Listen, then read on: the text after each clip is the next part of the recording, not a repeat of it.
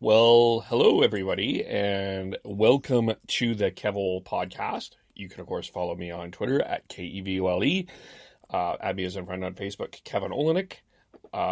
You can follow the KevOle pod on Twitter as well, and subscribe on iTunes and Apple. What is it called these days? Anyway, Apple Podcasts, Google Podcast, and Spotify. And also, you can like on Facebook as well, the KevOle podcast. And in my 5 years living here in the fine province of British Columbia, and I have pleased my guests with wearing a Canucks retro t-shirt. And they don't want no Calgary Flame Edmonton Oiler representation. I'm just kidding. But especially, well, they don't want any Oiler representation. That's what they said. They don't mind the Flames too much. But I have not had an opportunity to talk much about BC politics. So this is the first ever bcpoli Roundtable. Talking about some of the things that have been going on in BC, and there has been lots. And joining me today is Cindy Dalglish. Hello, Cindy. How are you? I'm great. Thanks for having me. Thank you for coming on. For those who don't know you, I usually take the Twitter intro and do that, but since this is your debut, go ahead. See what it says. I don't even know what it says right now. Okay. All right. We'll do that. Hang on here. Instructional designer and project manager, education advocate, dog lover will respond to Cindy Poo and Cindy Luhu, she, her, they. Yes. Right? Yeah. That's me in a nutshell. All right. And a mom of two girls. Okay. Yeah. There we go. And then we've got Chris and Alemany. Did I say it right? Alemany, yep. Alemany, I'm sorry. Works for me. Dad, tech, former Port Alberni counselor, transition towns founder, weather nut. My opinions only will bite back, an anti-fascist as well. Anything else we should know? No, that pretty much covers it these days. Yeah, I think so. Yeah, and dad of two. Dad of two. Okay. So mom of two, dad of two. I do not have a child, so I'm the oddball. Any pets? Pets No, are children. Pets are children, but no, I don't have any pets either. The apartment I live in has a no pet, and it's kind of small. Would be a little small for a pet anyway. So fair enough. Yeah. We've got lots to get into, and kind of the timing of this worked out a little bit because we had the latest modeling from Dr. Henry, where we are at in BC in terms of COVID, and we'll talk a little bit about that.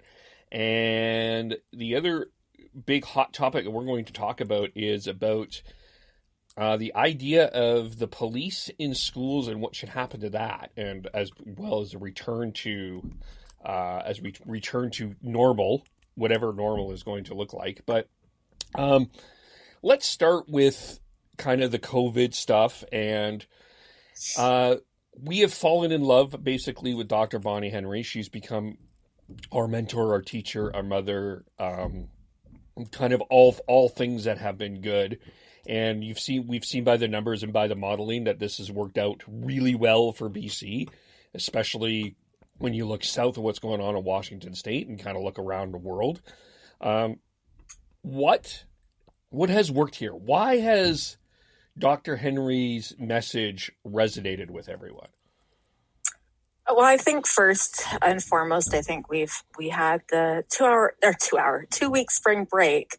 And so the timing there helped hamper a little bit of the sheer numbers and the volume of COVID cases. And from there, just Dr. Bonnie Henry, I don't even know if she's got magic in her or how she is able to do the work that she does with that calm and collected demeanor. But yeah, I think she was given a bit of a head start with that spring break. Yeah, I have to agree. I think she, like you said, the spring break was kind of a lucky break for us, but man, talk about the right person at the right time in the right place. she just seems to hit the right tone every time that she speaks, and on whatever topic that she's speaking about for COVID. I almost feel sorry for Minister Dix, but at this point he's sort of the guy on the side who comes in every once in a while. She's just done a really amazing job, and is the breadth of issues that she has to deal with all of the different ministries and the economy and the businesses and just everything that's going on. She's just done a really fantastic job. We're pretty lucky to have her. And on that too, like just even talking about Adrian Dix being over kind of to the sidelines, the way this government has responded to needing that authority that is essentially above them coming in and letting her take control was absolutely the right move, because no point in opening anything if people aren't safe and if people aren't healthy. You can't build an economy on the backs of sick people all over the place. So them stepping aside and letting the professionals speak, rather than what we see, potentially down south. I think that the approach overall has been the best one that I've seen. Yeah, I mean, well, we do. Adrian Dix does bring in the French, which is important as well. So, which has improved, I think, over the few months too. Yes, I'm not a great French speaker, but you're probably right. It has improved. Seems to have gotten more comfortable. Yeah, I need my kids to come in and listen to them because I don't speak French, but they do. So they're in French immersion. But yeah, I mean, it's one of those bonuses. And then, one of the other things that I have to say, little takeaways, and you're watching all the press conferences, and you've got the ASL speaker or sign language people in the corner. The first time that, what is his name? He comes, you know who I'm talking about, yeah. The one that they've made like the beautiful memes about, but all in the right frame. Getting in there and just being able to speak up about how important having that there is. Just there's been an awareness on a whole different level for so many people in this province. Yeah, that's been great. Is his name Nigel Howard? Yes, that's Nigel. Right, Nigel. Yeah, Nigel. Yeah. Yeah, I mean, he's been amazing, and it's been really interesting because before COVID. I might have seen an ASL interpreter on usually stuff from the States. You hardly ever saw it in Canada at all. But now it's, every single briefing from anyone of any importance seems to have an ASL interpreter. So it's fantastic for accessibility. It is fantastic. Yeah. Yeah, that I think is great. Yeah, that's been great too, I think. And, learning about that. And I think more education is needed about why that is important as well, because I don't growing up. I went to school with some deaf kids, but not enough that it was really something that I learned a lot about. And I don't know, maybe a future conversation is where, if how important it is to actually learn sign language going forward, I think would be an interesting topic going forward. But the other person, to quickly just talk about, it's fascinating to me that Premier Horgan has stepped, not fascinating that I didn't doubt him, but the fact that Premier Horgan has really stepped back and not been sort of front of mind where, you have the daily updates from Justin Trudeau and he's up in front, and that's completely fine. But Premier Horgan has generally taken a back seat to this. Not that he's not involved, but he's not the person that's going to the media every day. Do you want to hear? I think it's a great political move to show that his leadership doesn't need him to be in front of the camera at all times. That he's got competent people doing the work that is giving this province some trust and credibility on COVID. Whether that was happenstance or it is truly a political move or what have you, it's been the right move for, I think, British Columbia overall. Yeah, it's interesting to see the differences between provinces too. When you look, in the beginning of the pandemic, I think I spent pretty much 95% of my day in front of the TV, just watching every single one as it went across the country, all of the different updates. And it was really interesting to see the differences in who's speaking the most, who's there, who's not there. And yeah, it makes sense. And I think it was a good move for Horgan to sort of step back, and he's sort of become, at least for the pandemic situation, it's sort of like Henry and Dix are at the front, and all of the other ministers, including the premier, are sort of one step back, and I think it's helped a lot to make sure that messaging is really consistent and clear and authoritative without being overly political. I also think it's been really interesting to see how the BC Liberals have sort of approached the whole thing. I mean, they've been pretty much invisible, and I don't think that's a bad thing for them. Totally. I think that's probably the best thing that they should have done. The leader Wilkinson did say a few things, I think, at the very beginning, and maybe was told, "Oh, just step back a bunch," and we really haven't heard them since. So it'll be interesting to see what happens now that the legislature's back in session. Maybe we'll hear more from the Liberals. Yeah, I think with the whole seems to be like question period, there's not a lot of heckling going on now. I think that is a positive. I've been in the legislature. I've been heckled by the Liberals for being there. And yeah, when you're a first timer and you're new to the political scene and all you're doing is trying to advocate for your kids' education, and you get into the legislature for question period, and the Liberals are heckling the fact that you took the day off work, paid for your own way over to Victoria to have a meeting with their minister at the time, and we were getting introduced by multiple people in the room, and afterwards, I lost my mind. I had all the news cameras following me down the hallway, and I turned to them and told them to turn it all off. And Marvin Hunt, who was my MLA at the time, I went, "Marvin!" And he beelined away from me, and to give super big props to Stephanie Cadeau, she came towards me to handle it, to say, "This is just how it is, and don't take it personally." And, and then we've had other conversations since to kind of talk more about that process. But I do find that the heckling and the back and forth and question period is a complete childish game. Yeah. Opinionated. That's me. No, that's fair. No, I agree though. I think that's been one of the things that I've appreciated really about what's happened in BC is like everybody, okay, our focus here is to get us back on the front here, and we need to put everything away for now and be focused on that.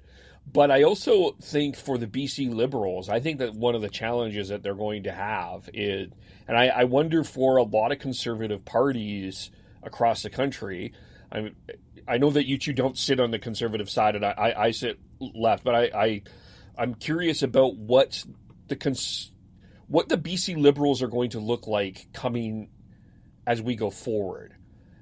Because I think that one of the things that I think we're starting to wonder, or we're starting to see, is sort of more of an idea of, as Chris has pointed out on Twitter and has had his debates about, this idea of a kind of a UBI, as he put it, and things like that. What do you want to hear from the BC Liberals as an opposition?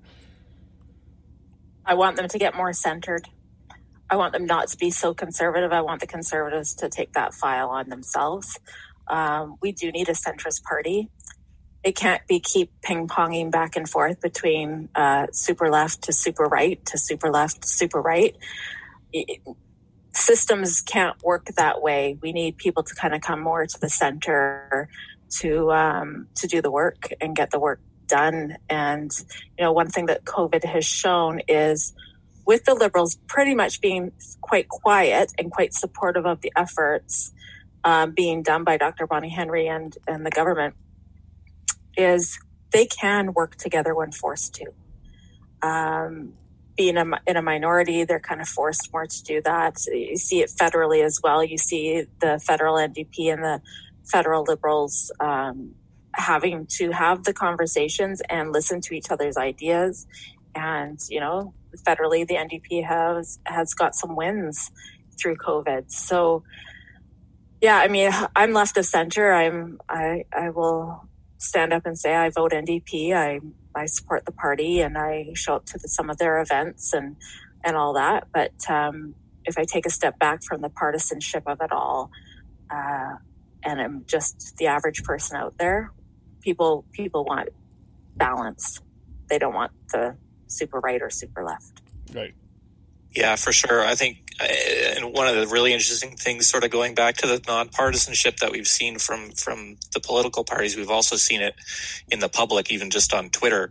The sort of the heat of the bcpoli hashtag, if you will, is nothing like what it was before the pandemic, and I think that's really healthy. And I hope that the BC Liberals, they have a real opportunity now, I think, because they have been so quiet and they've been able to sit back and see how this is all turning out.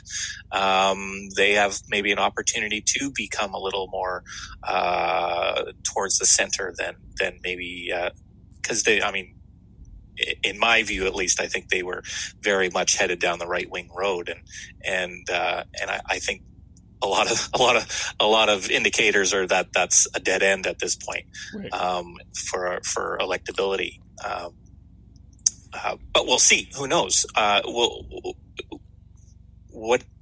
We have probably an election coming up next year as well, right? So probably two elections next year. Yeah. So that's a lot going on. So they might revert to their base and try to really whip that up, or try to get more on the center of things and really compete to where the NDP, which I think has also drifted to the center during their time in office, as opposed to how activist they were perhaps beforehand. So, as always, BC politics is never dull, and who knows, we still have a BC Conservative Party out there somewhere in the wilderness, and yeah. They might one day they might just appear out of nowhere and be relevant, but probably not in the next year or two, that's for sure. Yeah, I think the Liberals do need a refresh. I know that there's a number of I call them old timers. It doesn't mean they're old, but it just means they've been, MLAs for a long time. I know there's going to be some changes there and some retirements and whatnot. And, I'd like more effective people in politics, period, no matter which party you're with, no matter where your philosophies lie. I want people that are going to represent their constituents, all of their constituents, not just the ones they see fit to. And that's how I got involved in the first place, is my MLA was Marvin Hunt. He literally tried to give me his resume as I'm sitting there telling him the issues within the community and his riding, and there was nothing. And it basically forced me over to the NDP, the riding beside me. And there I was greeted with open arms, of course, because at the time they were in opposition, and I saw a good alignment. And when you ignore your constituents, that's what's going to happen. And I don't think that any party can run that way.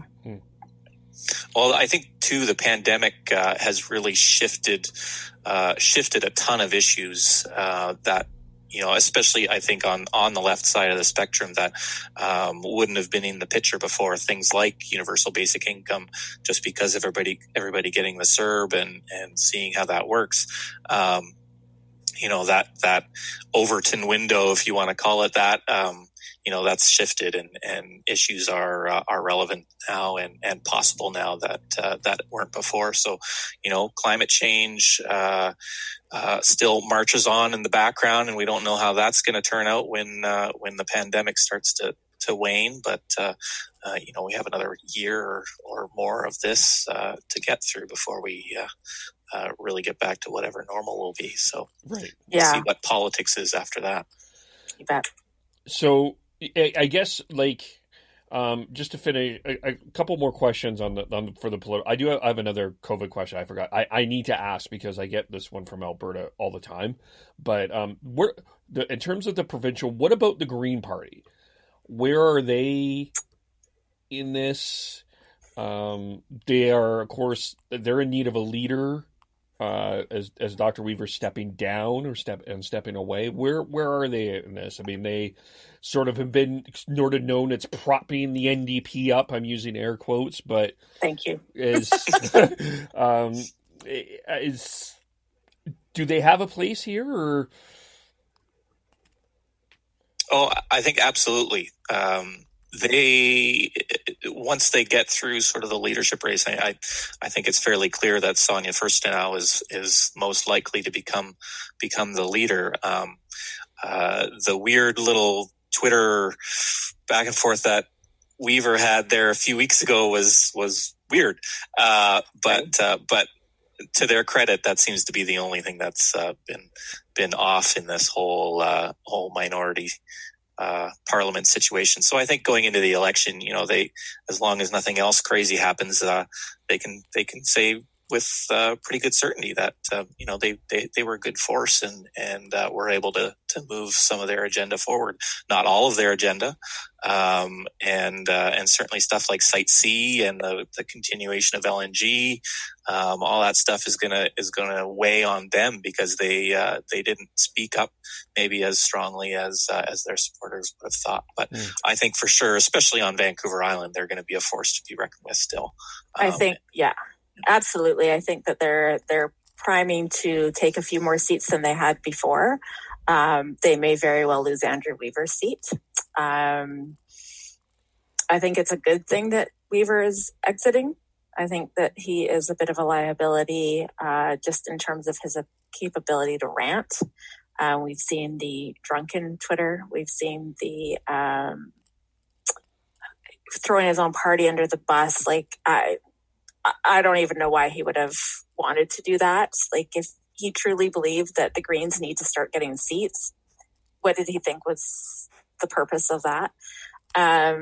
But yeah, like you said, Chris, there's a lot of opportunity on the island and maybe even a little bit on the side of the pond for them. Maybe not necessarily my riding here, but definitely some opportunity there if they get the right people in that are going to be good voices. And there are some good, strong Green candidates out there. So the issue is they take it from the NDP, which is a little bit strange in that their economic picture is more in line with a BC Liberal than with the NDP. So it's weird to see how people will vote with that.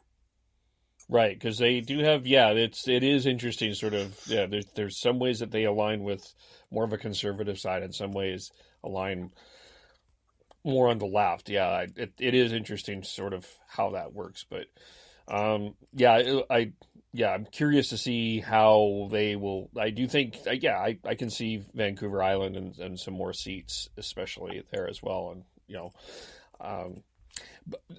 before we go federally, the one other thing I wanted to ask about, because there are some of my friends in Alberta, and there's some people in Alberta that have been asking me this, and I just want to get your perspective on it.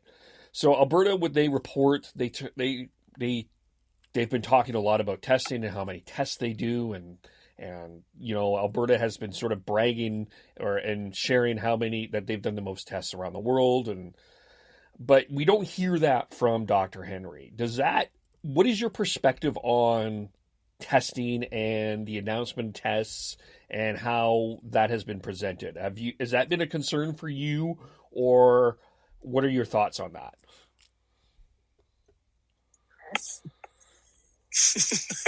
I think Dr. Bonnie Henry knows what she's doing at this point.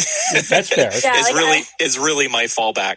But there's so much talk about testing, especially in the States. Oh my God, with everything that's been going on the past couple of days with Trump. But I think in the main, it seems as though as long as the testing strategy covers enough people, to get a valid result, it doesn't really matter if it's a huge amount or a less huge amount. They're doing a lot of testing. Doesn't matter where it is, what province it is. So it seems like, I think the strategy seems to matter more than the amount of testing.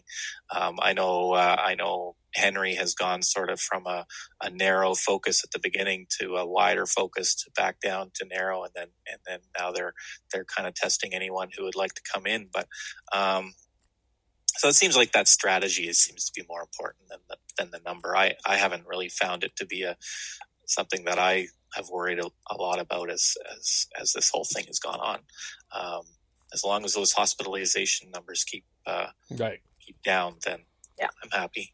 Yeah, and you were not hearing of cases of people that never got hospitalized and just dropped dead from COVID. You got warning signs.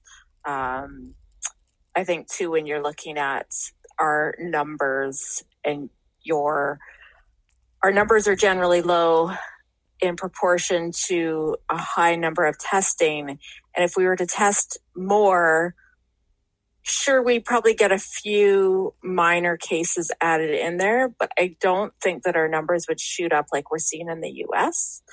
I think that's a completely different ball game going on down there. They're opening everything. There's no distancing. There's no caution whatsoever. And when you start with low numbers, starting to open things back up, you may see a slight influx of numbers, but we're not going to go back to hundreds per day. No. I mean, school has been open since June 1st, and we've had, I think, one case as a result of an adult being infected and not realizing it and then going to the school. But yet no children have been as a result of school. So I again, it comes down to, I trust Dr. Bonnie Henry. Is she going to do things maybe that there may have been a chance to have slowed things down even more, a little faster? Maybe.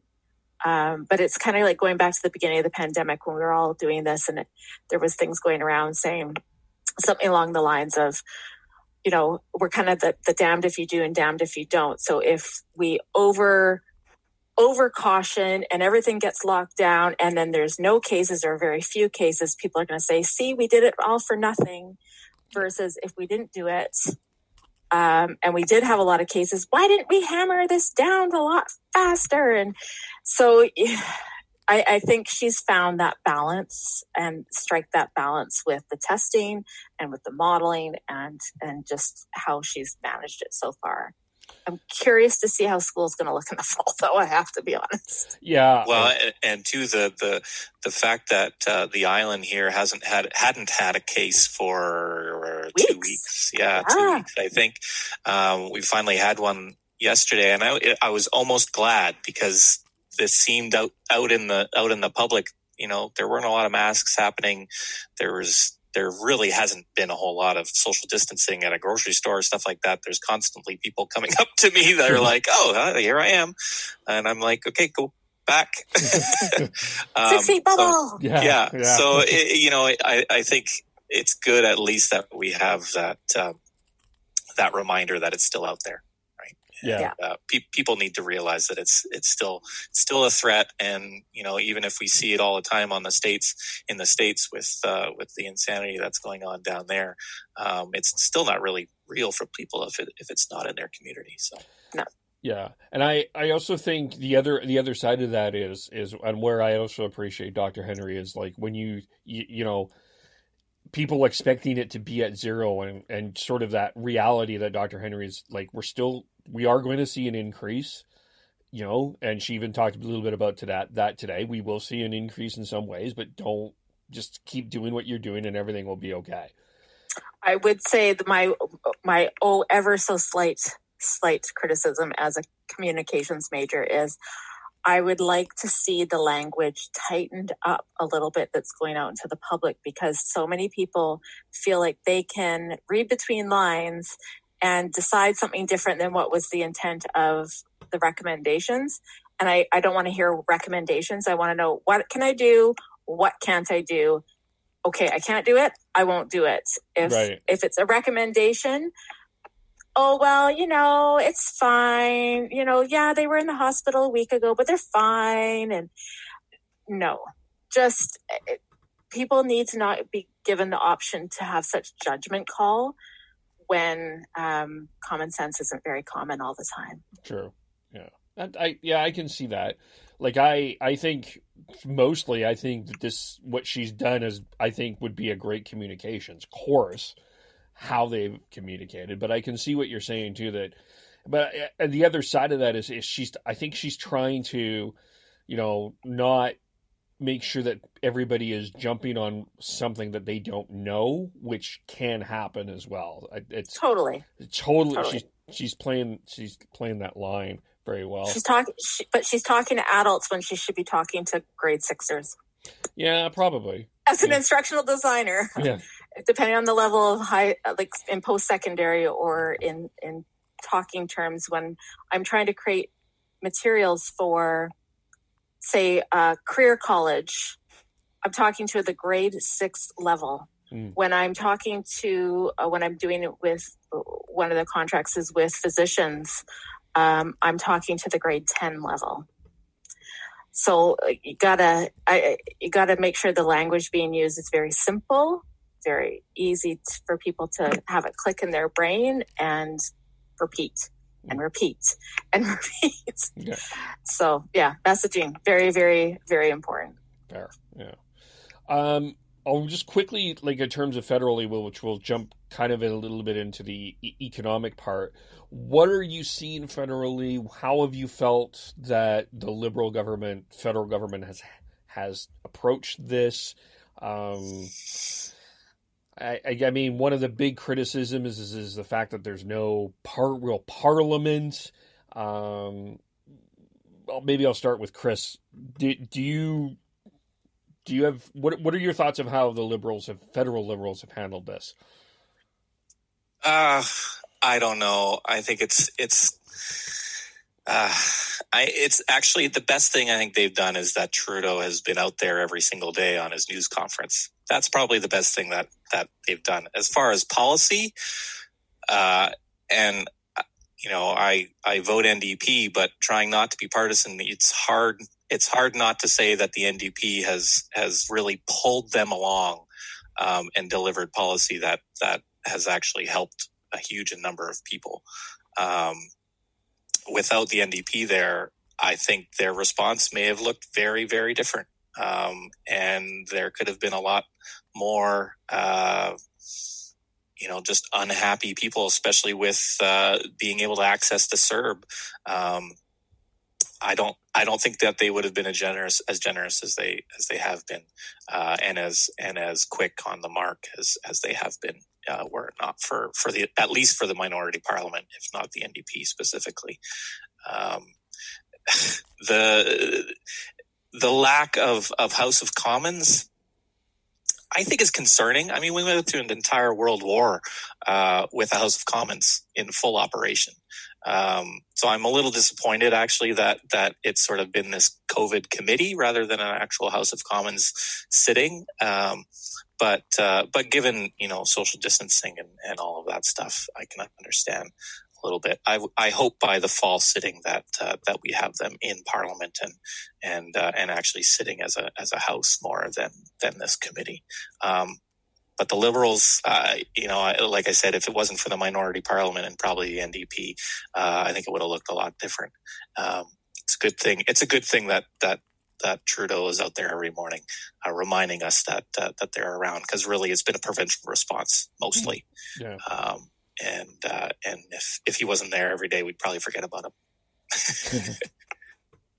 Yeah, I tend to agree. I think them being in a minority government and the NDP holding their feet to the fire has been the best thing that could possibly have come from this.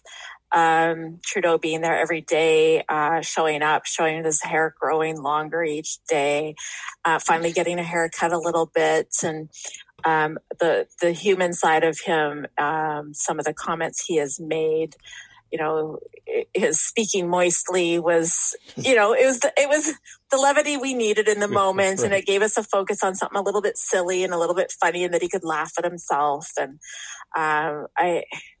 it's really hard for me to come out too strong on anyone during something nobody's ever been through before. That's true. Yeah. Yeah, right? Like, I'm not a fan of Doug Ford. Clearly, I'm not a fan of Doug Ford. And I don't agree with everything he's doing, but that he has shown up and that he's like sounding like he's a workhorse through this has been a good thing to see. I can't say things that are positive for the UCP, and I can't say anything positive about Alberta right now.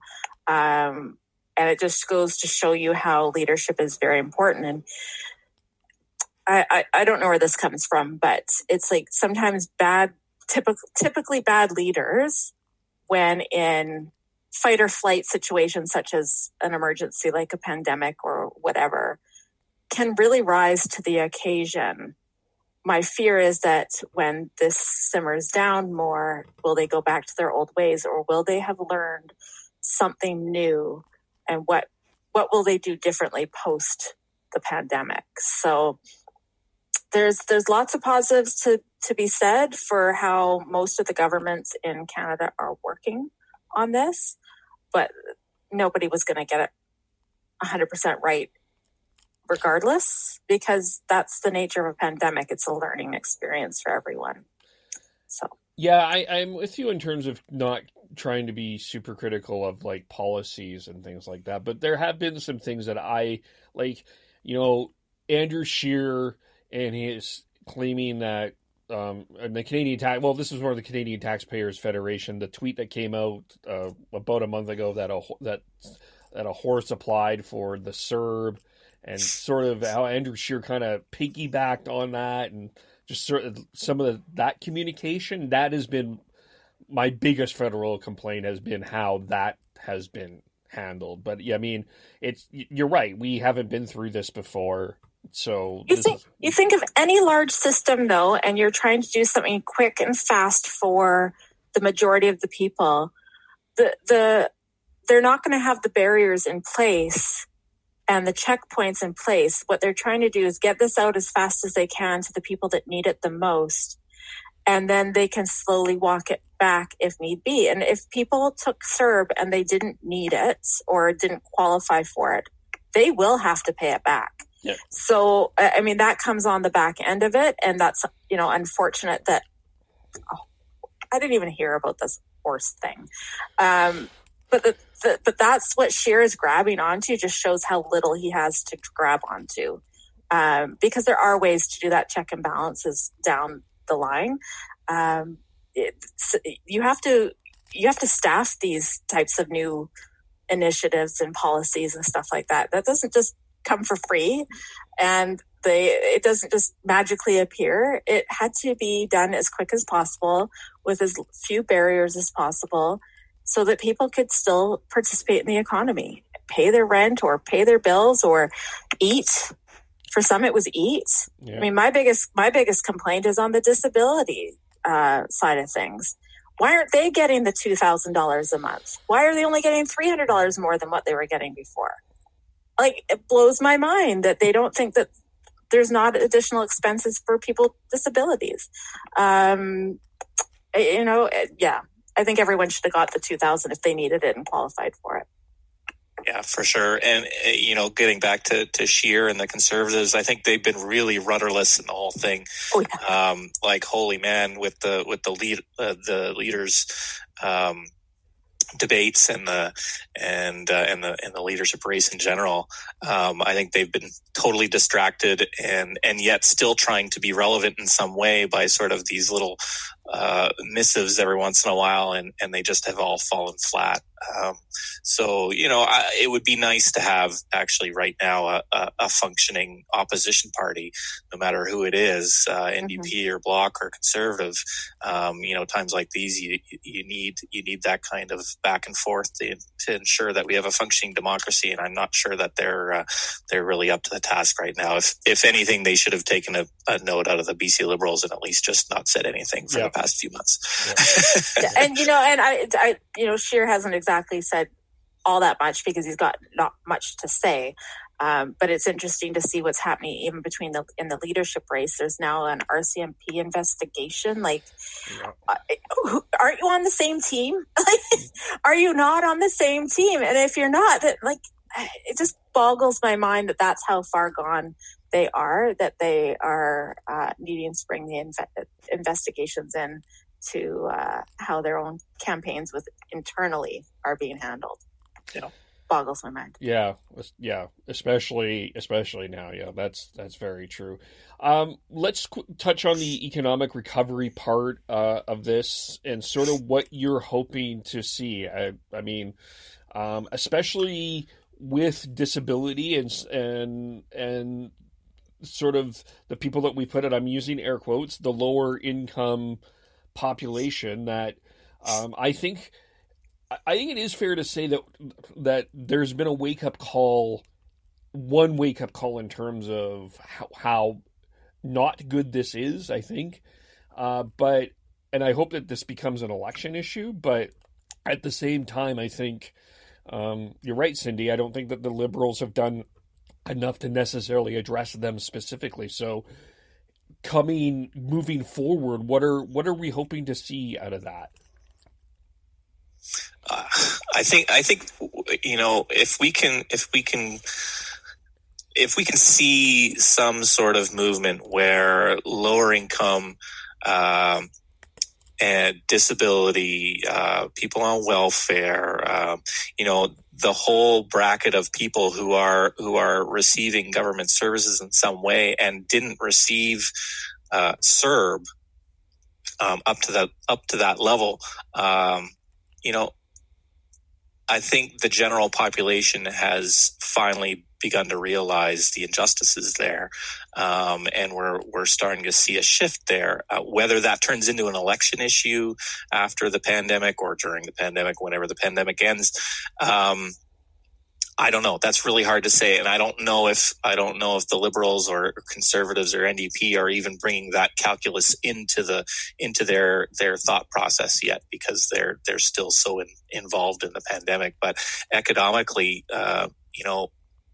what's it going to look like in a couple months? Who knows? Because we don't know where the pandemic will be. Maybe when flu season starts up again, we might have to go back into a lockdown. So it's really, really up in the air. I would hope that coming out of it, we see the inequities that have sort of been laid bare by the pandemic, and that we can work towards resolving those in a more permanent way. But it may just be pure sort of Keynesian build, and we will grow the economy, and we might see that federally, we might see that province by province. Who knows? That's going to be a knee-jerk reaction for a lot of people. So hard to say at this point. Yeah, I tend to agree in the sense that the pandemic has shone such a bright light on the inequities that were already existing, whether it was in education for vulnerable population of children with disabilities. There is that middle gap of the youth ages 13 to 21, 22. And then, of course, adults with disabilities. We have taken for granted. They have been pushed to be quiet all these years. When you look at how much money they are receiving to live currently is not realistic anywhere in this province. Nowhere in this province can you live on $1,200 a month to pay your rent, to pay your food, and all of that. They're making very difficult choices and are living well below the poverty line, and all because we don't value them as people, and we don't value them as part of our economy. When if they were supplied with the right dollars, they are contributing members of society, and they have a lot to give. There's a lot of education there. There's a lot of opportunities there. It's been such a big miss all along. And if that's one of the silver linings coming out of this, is that the light is shone and there is no going back, then I'm grateful. And that's not to say there hasn't been a lot of tragic situations going on through COVID, because there have.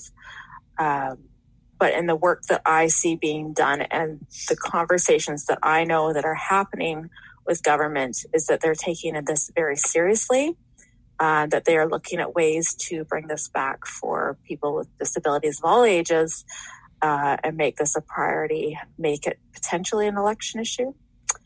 And it'll be, it's political will. It's always been political will. And now hopefully the public can see that the political will needs to move in that direction. There seems to be, though, an education component with this that I don't think the public is fully aware of. Maybe because if you're not living with someone, or if you don't know someone that is in that situation, or even some things that is not always visible. There's still, I think, that education component of what that looks like, what people can and not cannot, but can do, and why and even the economic amount that they get. Like, I guess there's this perception that, because one doesn't work, they don't earn money and they don't deserve anything. And there's such a huge discrepancy, because there's not a lot of opportunities if one is seen with a disability. There's not an opportunity. They don't have the same opportunity that others do. And to that point, like you talk about even being aware of the opportunities out there for advocacy. Advocacy is such a big piece of the work that I do as an education advocate, that when someone doesn't even know that there is the opportunity to go against the word no, it happens. I'm in Surrey, so the disparity in Surrey is huge. We've got South Surrey, which is a much more wealthier area, to North Surrey, which is, a much more impoverished area, generalizing, of course. And if you looked at the advocacy rates of families in South Surrey versus the advocacy rates of North Surrey, it would be, I don't know, I'm going to take a stab and say 100 to 10. 100 people in South Surrey have all the mechanisms. They have the means to do the advocacy. They've got the support to do the advocacy, and they know they can advocate. In other areas, they don't know. They don't have time, because they're having to work 3 jobs just to put food on the table for these children that have disabilities. They don't know that there are a Section 11 that they can go after. They don't know that there is a Human Rights Commission. People's inability to know these things is what keeps them down further, because only until the systems get called out will anything change. And getting called out by just a select few in the grand scheme of things is not going to move the needle. They need allies. They need people that this isn't in their wheelhouse or their family, and they need to stand up and say, that's not right. Otherwise, because until the average person is going to stand up and say something, nothing's going to change. And I've put this out on Twitter before, and I'll say it loud again. I'm being very specific to school, and when children are getting sent home for the day because they've had a behavior that it was their form of communication that didn't go over so well, and they're sent home for the day. If instead of sending that child home and they sent all the neurotypical kids home, this would change overnight. But we just need one admin to have the guts to do it, because they know their job would be put on the line by the board and the superintendent. And that's across any district, just one admin does it. And then when the parents of the neurotypical kids stand up and say something, you can bet that they will get the attention that is needed. It's really sad. It's really sad. To go sort of off that into, kind of educating ways that the general public has been educated through this pandemic. One, I think, has been how through receiving the CERB, people are realizing, wait, I'm getting $2,000 a month. That's considered a bare minimum. I could go back to my two jobs that earn less than that a month, or I can continue receiving the CERB. And I think that's triggering a reevaluation of how we value work, and people are realizing, wait, so maybe I should have got that raise, a year ago or a month ago or whatever. There's I think just an overall realization that the work environment has not been up to actually providing wages that people can live on, and hopefully at the end of all this, we'll be able to get to a point where working wages are actually above the poverty line. God forbid, rather than, holding 2 or 3 jobs. It's the same thing with Bonnie Henry, putting down restrictions on working between healthcare centers, ensuring that people are only working in one location. That's a revelation for a lot of people. And that means that those people have to be paid properly at that one place, and they can't be paid less just because now under an emergency they're only able to work in one place. So that's a revelation for people. I think the other aspect that's been really interesting for the general population has been the whole George Floyd, Black Lives Matter, Indigenous Lives Matter movement. I think is going to again lay bare the inequities and is laying bare the inequities in the system around racism, around systemic racism, and how that all feeds into disability and to all of the sort of social welfare systems that we have, and how they are based on systems that may be racist in their very sort of creation. So there's going to be a lot of, through that movement, change and reworking that might end up changing things economically for people as well. I think too, one of the things that we are seeing too is before, if you needed an accommodation to work from home or an accommodation to do, different ways of going about work, and we always got the, oh no, you can't do that, and then a pandemic hits, and it's like, yeah, everybody has to do that. It's like, so my special need could have been accommodated all along. Like there was no reason other than the fear of not having that control within, the building and whatnot. And I think what this has done is proven that people are capable of doing work pretty much anywhere. Obviously not, customer service type stuff and whatnot, but the average office job can be done from home. A lot of the work I do work from home unless I'm teaching. And my husband has been able to work from home always. But he's always chosen to go in the office for the socialization. And now it's like he goes in once a week and it's him and the mailroom person. And it's like, I don't know why I'm here. I'm like, I don't know why you keep going in. I know you just want to get out of the house and away from the kids and the dogs and me, but and fair enough. But it just goes to show you that there's the potential for some of these buildings to go empty in downtown Vancouver, and I think there's going to be a bit of an issue around that as well.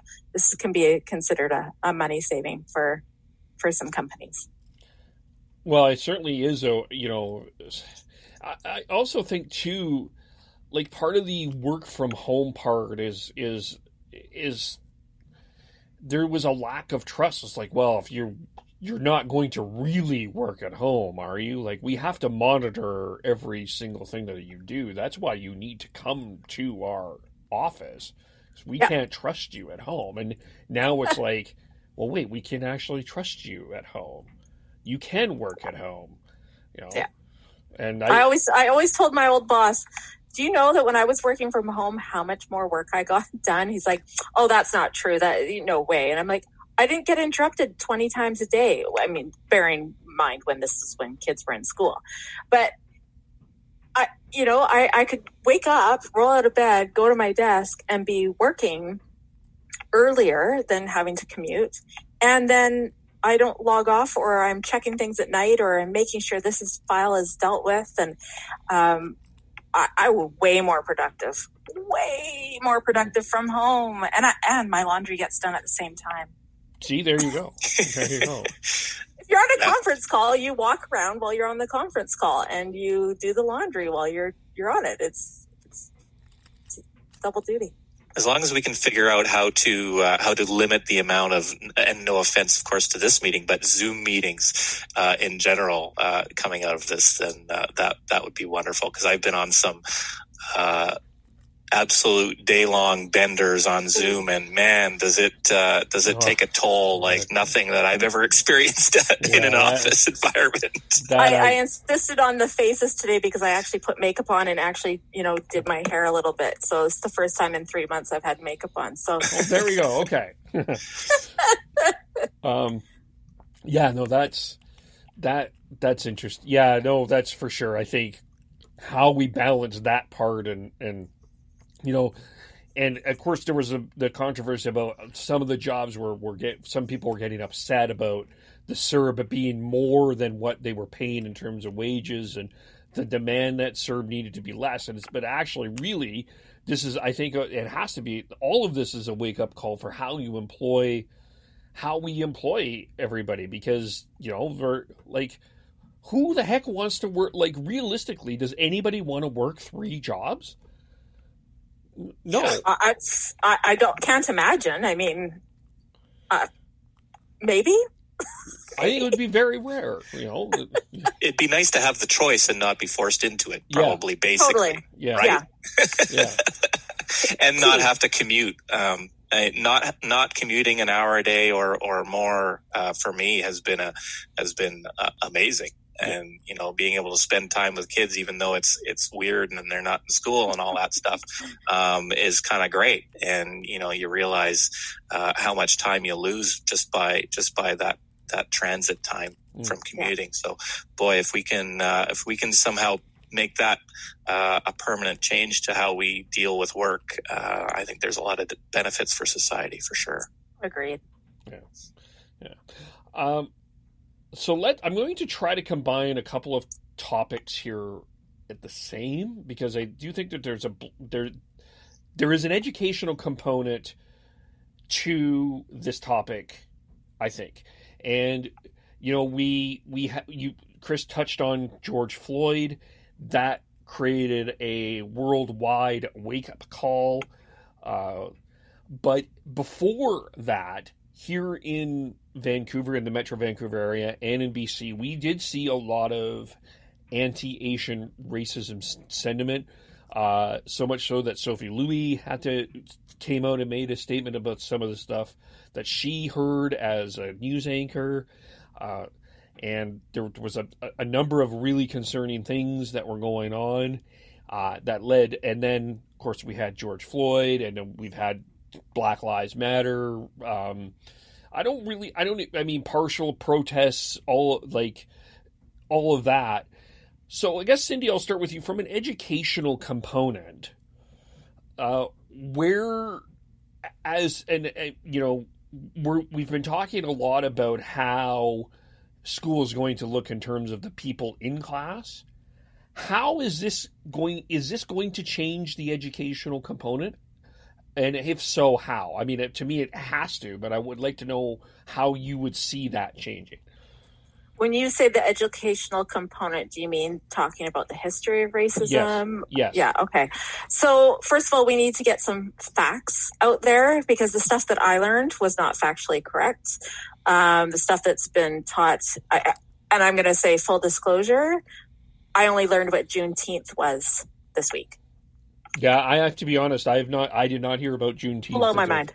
I did not know about that either. Right. So, there's a lot of work to be done, as a white person, and talking to, I believe you're both white people. Yes.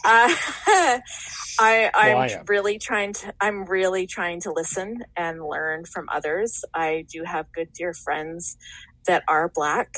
And I live in a community with a lot of brown people. So I'm trying to do a lot more listening, a lot more observing. I'm also trying to educate myself so that I can then turn around and educate my kids, so that as society, slowly turns over and over and over, that it makes an impact in the future. I know Minister Fleming had talked about adding some things to the curriculum, so long as they are factually correct, that they are what the IPOC groups approve and say should be brought into the system to learn from.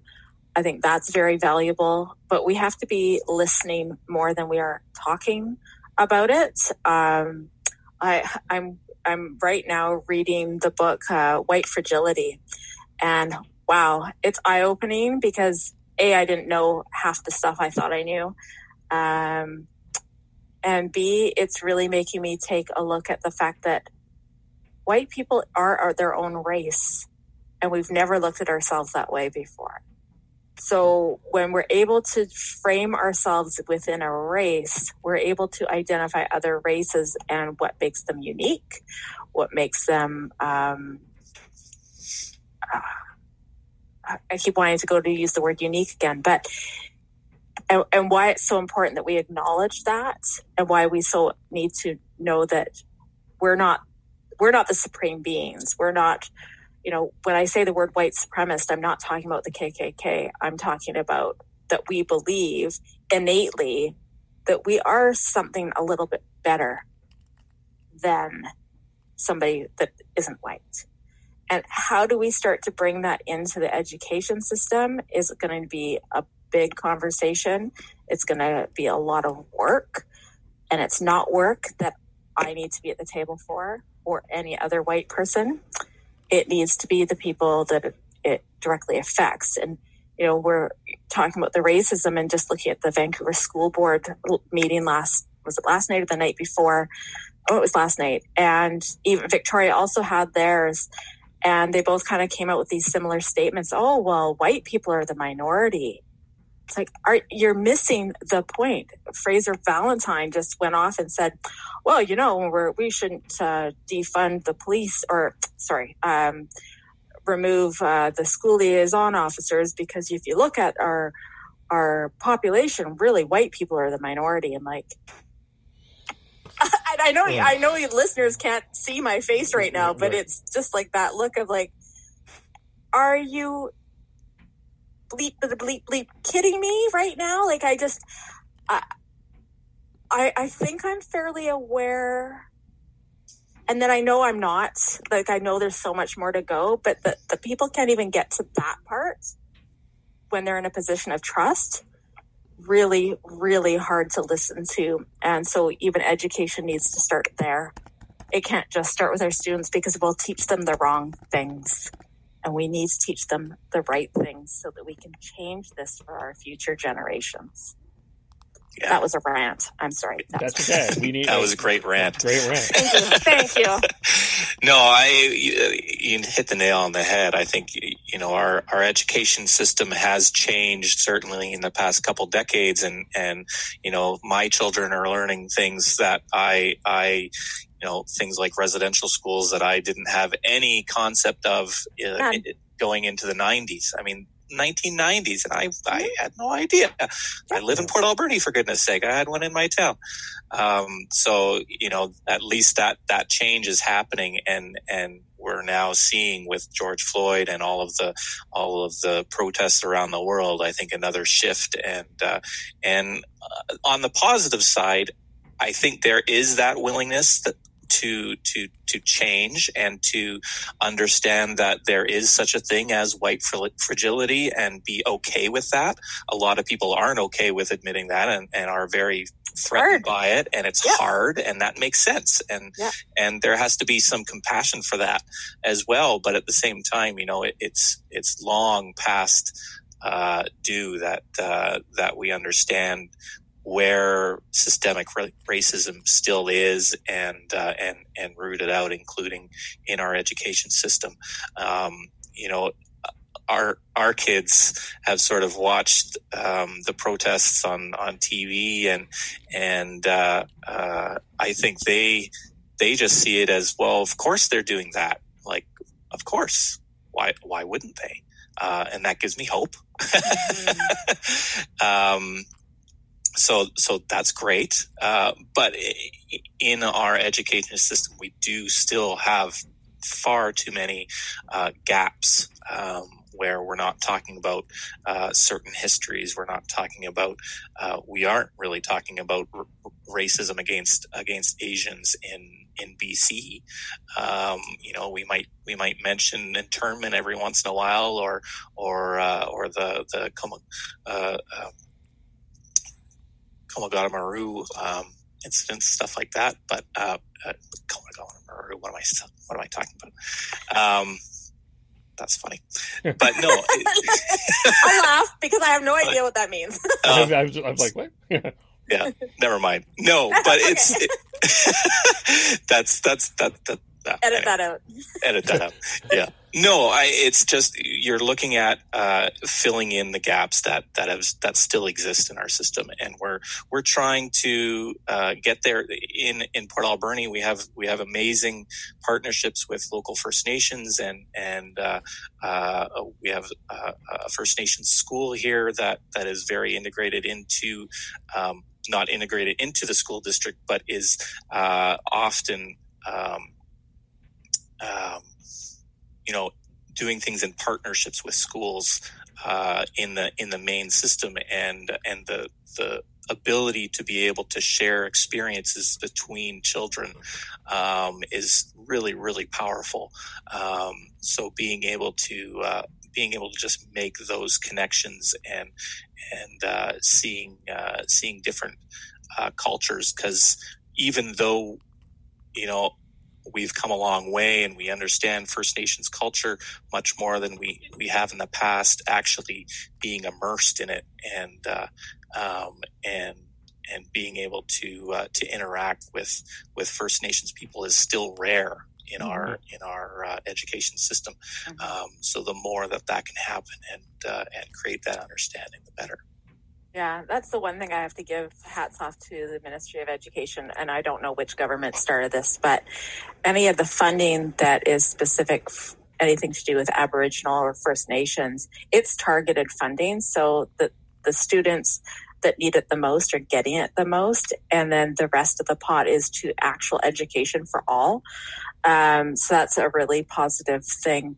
One of the things I always hear is, well, is it Black Lives Matter, or is it Indigenous Matters, or is it Chinese people matter? And I'm like, listen, we have a big enough government and we have a big enough population that we can multitask this. Like, the work can be done by multiple people at multiple levels at multiple times. It's not just one project at a time. And there's just some misconception out there that we can only have one focus. And no, that it's not true. We're not saying that it's all lives matter. We're saying these are the areas that need focus. And how do you do that in any job? How do you do multiple priorities all at once? You do it. You get the staff in, you get the people in, and so I'm hopeful that there's been this amazing push through the pandemic, through George Floyd, for and for the fact that people believe the flu or COVID came from Wuhan, and I still don't know what is true and what isn't there. But there's a lot of opportunity here, and those are those small silver linings from COVID that I hope people will take away, because something's got to change. We cannot go back to the way things were. The other really interesting aspect of it will be politically, things like the Wet'suwet'en natural gas pipelines, all of the pipeline issues across Canada with Indigenous, standing up in January, February, if they were to stand up again after the pandemic, what does that look like now? Right. That could be a very different scenario with very different political implications for parties. So that aspect of the George Floyd sort of awakening of society around the world is going to be really, really interesting to see how it works out, not just in Canada, but probably around the world. Absolutely. Yeah, that's for sure. I think politically, that was 2020. That was in this year we were having those protests. Yeah. Good grief! It seems like a million years ago. Seems like it was January. It was January. Yes, I what day is it? Yeah. Seriously though, like it's been such a blur. It's like pre-pandemic, pandemic. And then it'll be post-pandemic. It's like everything that came before. It's like, huh? Yeah, it's like ADBC. Like I can't. You're just trying to get ACDC in here. I know. I can tell by the type of shirts you wear. Yeah, ACDC. Yeah. You mean AC and BC? Yeah. Let's not go religious here. Yeah. No. That I was like trying to. Yeah, but kind of like. PC, I can't even do it. I can't do it. But like in terms of, yeah, and I think also then this comes to the relationships that are having to have in school. And like Cindy, you mentioned that there was one COVID case, to just bring this back to COVID for a quick second, since June 1st. We don't know. We still aren't really sure what's going to happen in the fall. I know for me, going back to BCIT, I'm not sure what we're going to be doing. If I'm, going to be online, I'm going to like what that looks like. But I think the bigger, again, part of this is, and there's been such a big discussion of police, but the idea of the police in the school system and what there's a clickbait when you say this, but when someone says this, but there's some nuance to what is happening here. So I'll do the clickbait and allow you to do nuance. The idea of the police, should we be removing the police from schools? For the purposes of the fact of the issues around racism, and then they're not considered that safety for all people, not being in that demographic, that race of Black people or Indigenous people that have been affected by it. I want to reserve my comment on that, in that it's my kids would be fine. My little white kids who have friends, we have friends that are police officers. They know police officers to be good and kind people, that they're there to help them. That is not the experience for all kids. And that is what needs to be recognized and acknowledged through this process. I think the long term is that while I support police overall, there are issues within policing. Policing coming into the schools are there to do social work type work. They're there to do the work of counseling, mental health, addictions, all of that other stuff that I think potentially could be done by people that do that work already. And if we invested that way, there would be a lot less need for police in schools anyway. I do see the benefit of it in some cases, but I think we have to listen to those that it affects the most, which is going to be the people that are the ones getting pulled over the most, the ones who are their families have seen it all, and that's not a perspective I can talk to, really, other than the people that I know and their thoughts and feelings on this. And so I hope my role is to amplify those voices and to make sure those voices are shining and are listened to more than my own. And that's the work I'm trying to do internally every day.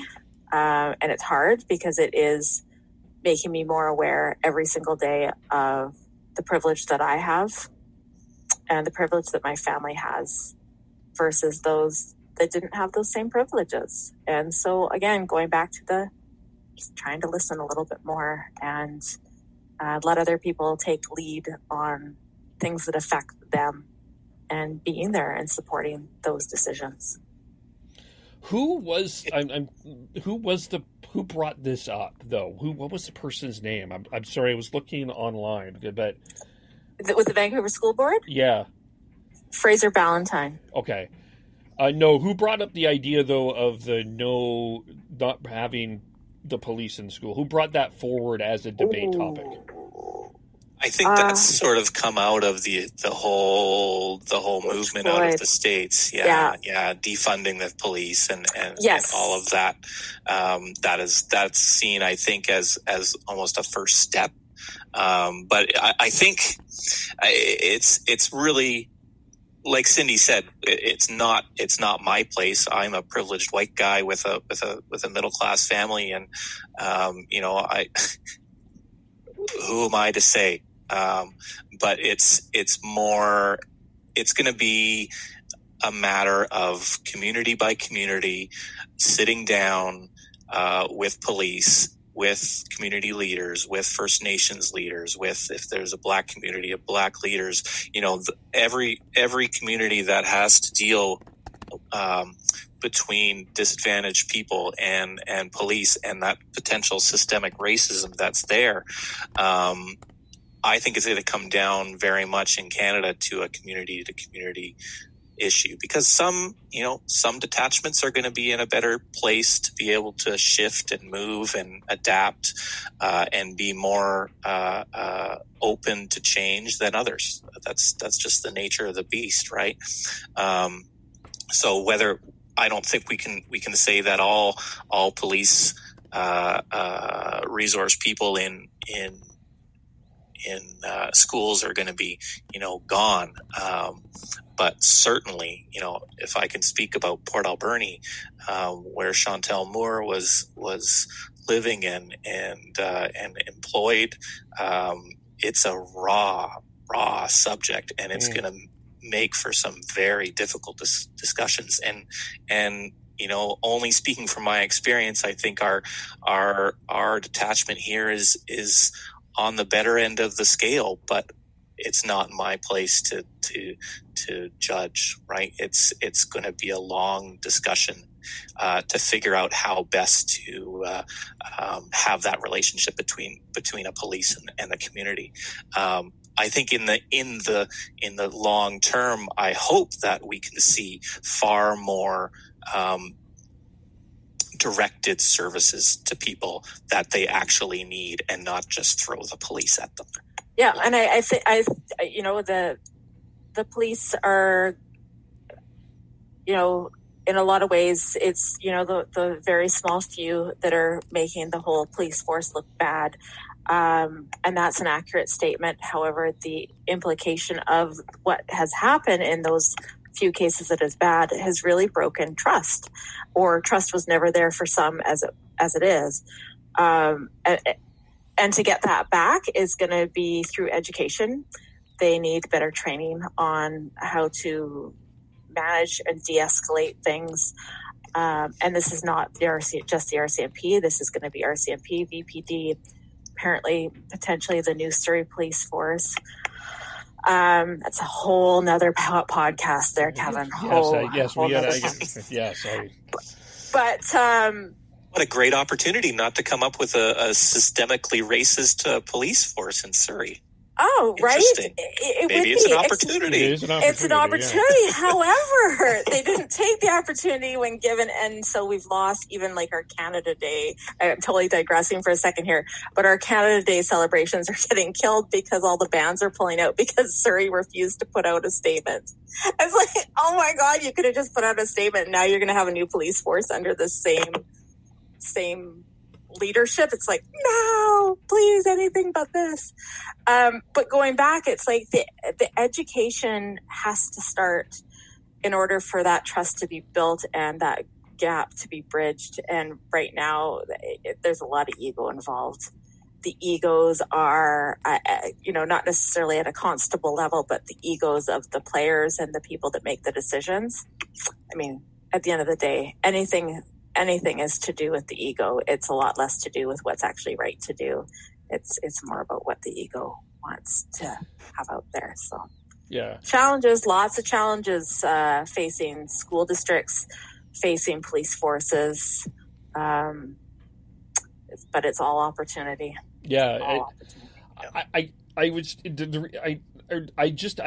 seem to remember someone brought it forward to a vote somewhere yesterday, and I was looking online. I can't find where. That's the Vancouver School Board, but so it would have been probably one of the trustees brought it forward. Okay, yeah, I don't remember the name Fraser Valentine bringing it forward, but I heard it was someone else, and I couldn't remember that. But yeah, I'm not like I agree with what you guys are saying. I totally see like what you're saying there, but and I think when people are, I think the clickbait or I like what you said, because there's an instant reaction to what people are what is said, but what's the heart of it, I think, is what's really important when it comes to any of the defund police conversation. I think that like what's the heart of that message is what's important there, for sure. Yeah. Well, and there's a really clear, speaking as a former city councilor, it's you go to any community and the number one cost, I guarantee you, is going to be the police, right? Mm. So even from a really simple financial, economic point of view, people are going to be asking a question: why are we spending the most on police when all of these things are happening? And is there a better way to spend that money? Yeah, and that's a really simple way of people getting into that conversation.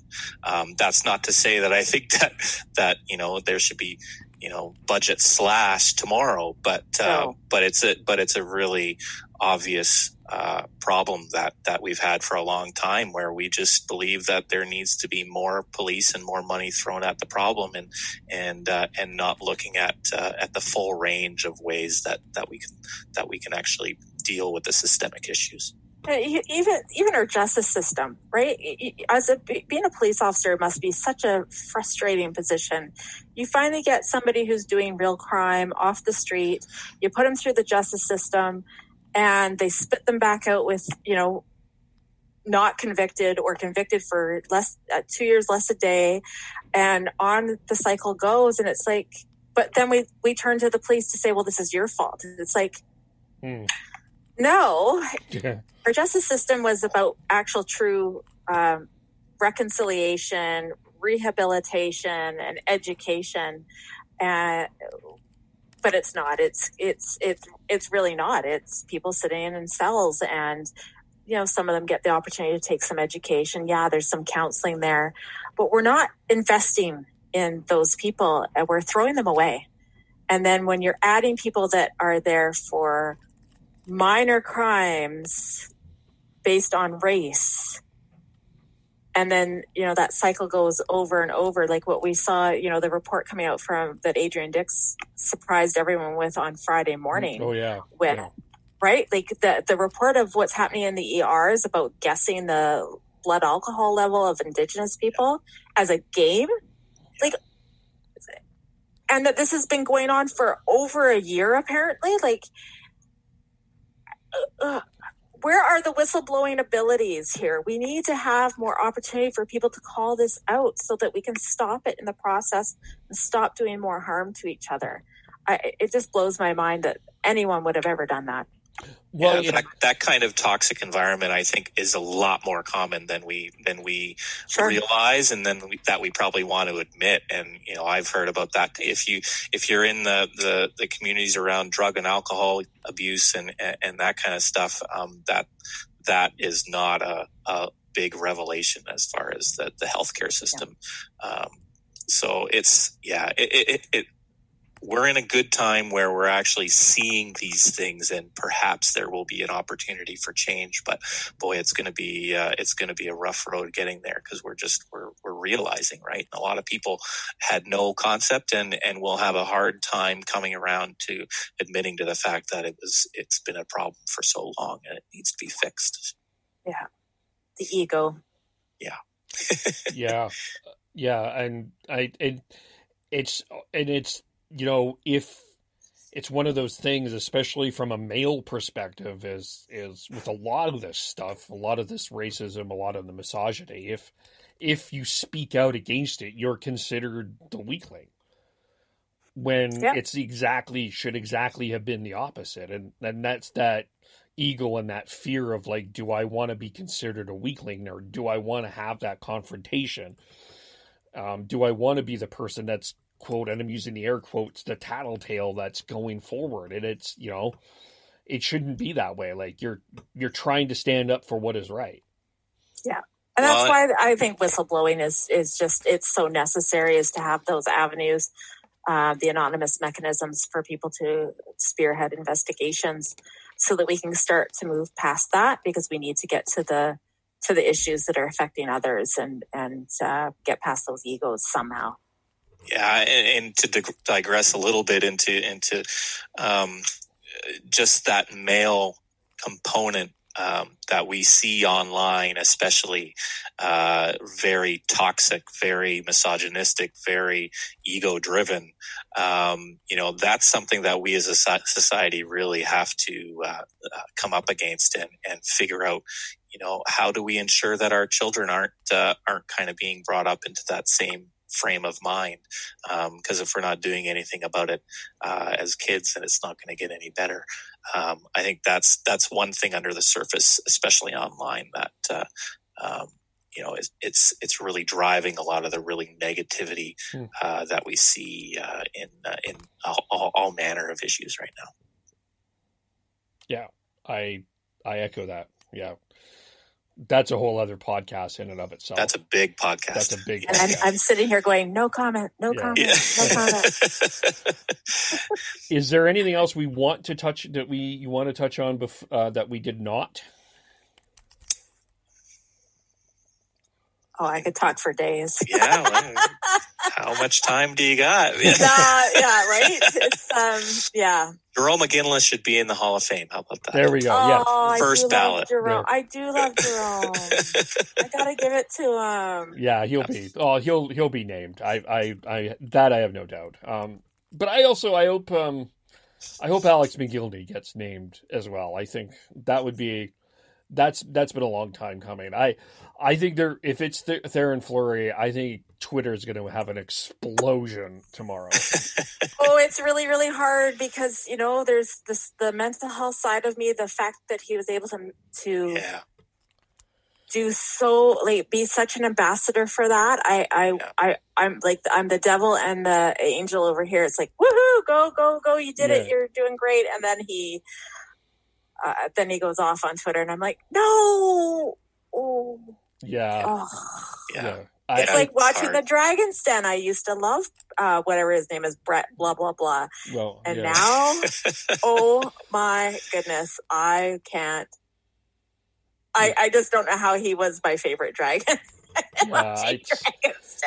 It's tough. Yeah, I know. It's tough, because he was such a, like, and with Fleury too, it's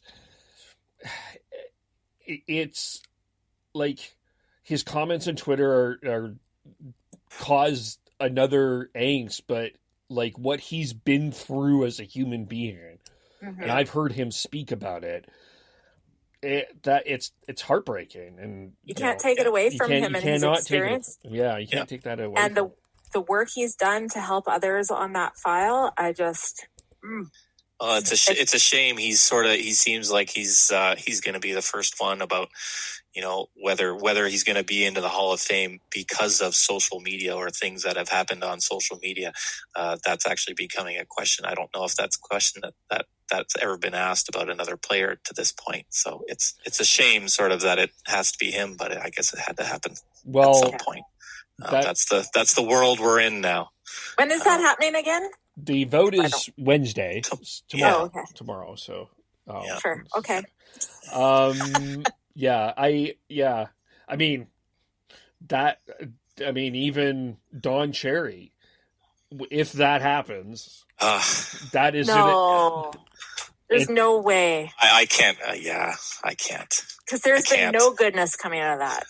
There's been no goodness. I know. There's been, aside from, the whole vet thing, but even that he screwed us up. So I don't see any redeeming qualities there. I mean, no. I liked his dog. Yeah. Liked his dog. Yeah. Blue, but... Hey. Blue, yeah.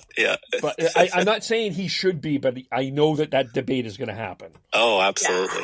Yeah. Ugh, please, no. Ron MacLean, every day of the week, I've met Ron MacLean. I've had amazing conversations with Ron MacLean. But no, not Don. Please, no. Not that I have any stake in this because I don't really follow it all that much, but right. Whatever. I'm just happy that they're just talking about sports again. I don't know. I'm not a huge sports guy, but man, the fact that there has been absolutely no sports for the past 4 months is nobody can see me, but I'm dancing. Man, I didn't think I would go through a little bit of withdrawal.